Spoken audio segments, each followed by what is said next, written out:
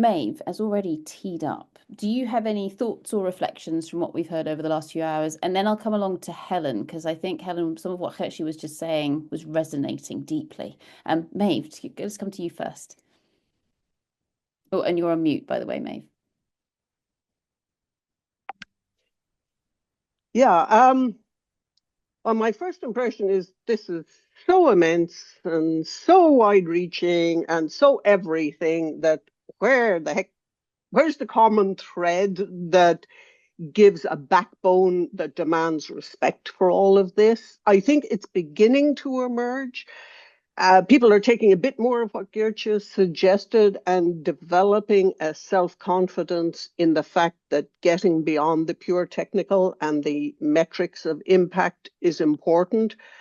But we haven't reached either critical mass or critical validity in the outside world yet. There's work to be done. And I think meetings like this are incredibly important, where people can begin to find common ground. And I don't have the answer beyond we have to keep doing it and standing up and being counted and saying, yes, operations teams and administrative people need respect. Social scientists need respect. We all need to work together, but in a language that more people can understand, and to try and create forums where people can meet. One very last point, I was at an all-day meeting on Tuesday, which is why I wasn't online, but it was a conference about climate. The center that ran it is Climate and Society, but the entire day from start to finish was about the arts. There was not one climate speaker. There was no data-driven, graphs of this, that, and the other. It was the art. It was focused on activism and the arts response to it. And just that immense immersion gave an idea of how they were thinking, which is what Geertje is making a plea for, to understand across the disciplines. And it was very enlightening, just that someone had the courage to say, I'm leaving all that climate, all the hard science out. We are only looking at this aspect. And it brought out a lot of thoughts that I think wouldn't have emerged because you naturally go to your own tribe. Anyway, not a conclusion, but keep going. You're doing great work, everybody, but we need to cohere a bit more. What is the single unifying voice that AGI is supposed to provide for the geosciences? What even is the topic we're looking for a unified voice on? There's a lot there to reach critical mass to demand the attention that it merits. Brilliant. Thank you very much. Good start. Keep going. Thank you very much, Maeve. And just on that, before we come to Helen, and then we'll go on to Anna. Recently, there was an exhibition in Somerset House in London on soil. And it was really interesting. So some of us from the team went along, and most of the people who went, so Joss was there, for example. Most of us who went along, I think, probably would identify as scientists on the natural science side. And it was fascinating because I think as the team walked around, there was sort of those moments where everybody went, huh? Like, what is that? But then almost kind of consciously sort of reining yourself in and going, no, hang on. Now let's let other parts of your brain and your imagination and creativity go, oh, this is really interesting because I hadn't looked at soil from that sense before. Joss, is that fair to say? Absolutely. And I think, I'm a scientist. My dad is an artist, and I'm really interested in the art world, can't do it. He absolutely loves the science world, really struggled at school. It's not really his thing, but I absolutely love having those conversations with like his kind of creative mind, much more rigid mind, and kind of playing off each other, because you do learn so much, because you go, oh, I've never thought of it like that. And the way I can kind of see his inner workings with the way you kind of group stuff or picture stuff or link stuff.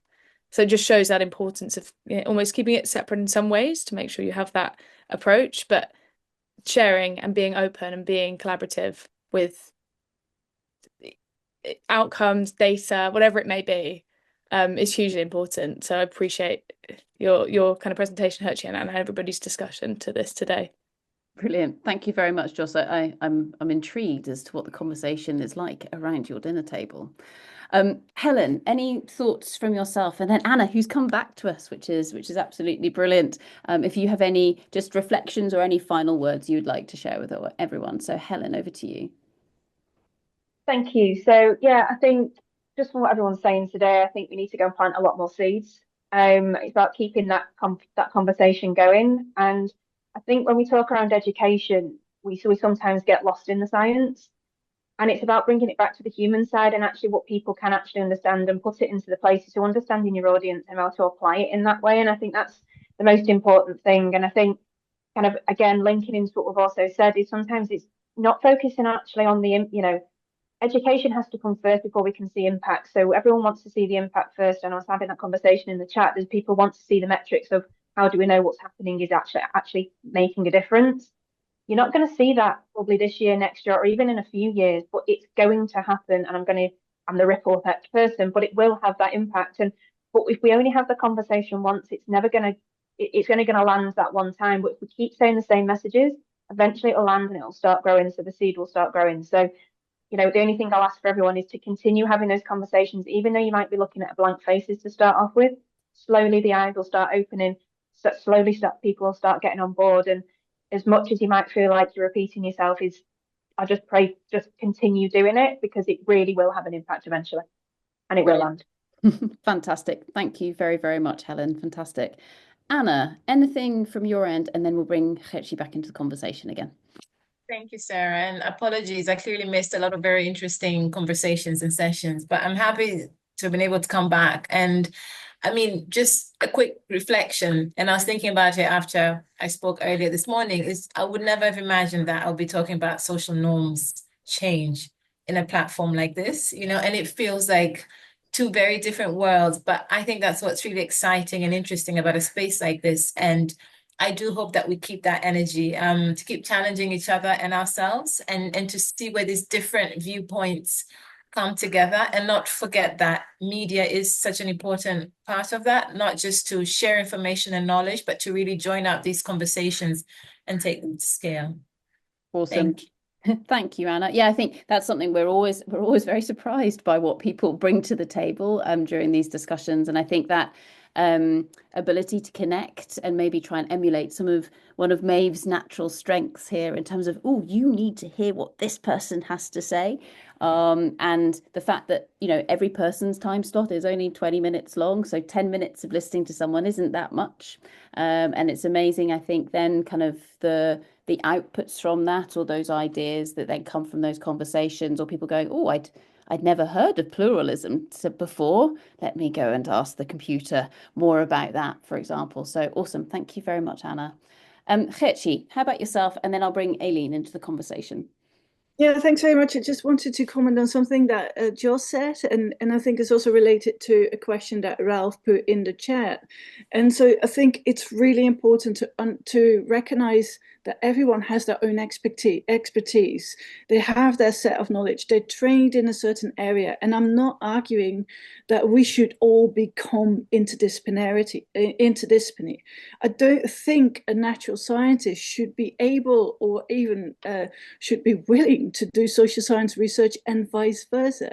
So I think what is important is that we understand the strength and value of the different disciplines, so we know who to reach out to if we have a question, that we know who to approach, that we also know our own limitations and say, well, this is not what I'm good at, but I know someone in my network who is. So I think it is important to recognize your own strength and that of someone else. Brilliant. Yeah, be that connector, be that introducer as well. Awesome. Thanks, Hetchi. Aileen, final thoughts from yourself before we wrap up? Yeah, I think some incredible conversations today and really over the last sessions as well. I think a lot of what's discussed from a geoscience and academic point of view, it's almost challenging our identities to move past just looking at that rock, because I think sometimes we forget that science and these other elements are so connected to different social elements. Like, it is about the people, and the people are so connected. And as Gersh said, we don't have to become social scientists, but like having that understanding is really important, because sometimes a small interaction can absolutely devastate a collaboration with a community for decades, and it can take a really long time to build that trust back up and someone with awareness. So I think this is actually something really important for us all to be aware of and challenge ourselves. And I think sometimes scientists, and I speak as one, struggle when we don't have numbers and statistics in front of us and what we view as data. And I think this makes us feel uncomfortable and makes us retreat. And I think personally, it's really important to feel uncomfortable because it challenges us, not just as individually, but as a community and whatever community you're working in. And I think really from today and other conversations, honesty and appreciating those skills and the complexity of people and how we work together, and also the voices that we have is really important, but also having patience to work with each other and for patience for ourselves sometimes as well, because I don't think anyone really knows the final solution. And I think also just to kind of mention and to wrap up, it's finding that common thread to start a conversation, I think was really well put as well. So that, and also taking advantage to keep the momentum going. It doesn't just stop when the conversation stops, it needs to keep going. So I think working together and finding out what that means in your collaboration is really important. So thank you for everyone. I think it was some incredible insights and conversations today. I'm looking forward to our last session later. Brilliant. I couldn't have said it better myself, Aileen. Absolutely fantastic. So to all of our lovely speakers here in session 3 of our 4-part session conference, thank you so much to all of you. It's been absolutely fantastic. Round of applause for everybody here. Absolutely brilliant.